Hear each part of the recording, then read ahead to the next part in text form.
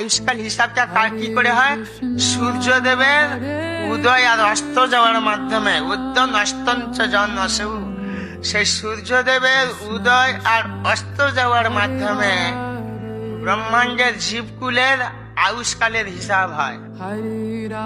একটা দিন উঠলো ডুবলো মানে একটা দিন শেষ, আর সেই দিন কোনোদিন পাওয়া যাবে না। কিন্তু বলছে না, সেই স্টক থাকবে, নষ্ট হবে না। কি করে?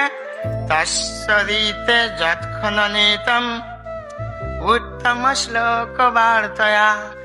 যদি সংসারের মানুষগুলো কৃষ্ণ কথায় অতিবাহিত করে, কৃষ্ণ আলোচনায় অতিবাহিত করে, গীতা ভাগবত অধ্যয়নে দিন কাটায়, হরিনাম জপ করে, ভগবান শ্রীকৃষ্ণ রাধা মাধবের চিন্তা করে, পূজা করে, অর্চনা করে, অর্থাৎ কৃষ্ণ সম্বন্ধ ভাবে, কৃষ্ণ ভাবনায় অতিবাহিত করে, সেই আয়ুষ্কাল মানে সেই সময়গুলো সূর্যদেব হরণ করবেন না বলেছেন, সেইগুলো স্টক থাকবে।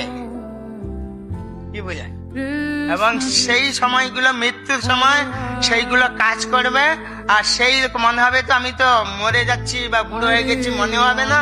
সেই কৃষ্ণ চিন্তা করতে করতে করতে করতে কৃষ্ণের ধামগুলোকে বৃন্দাবনে পৌঁছে যাবে।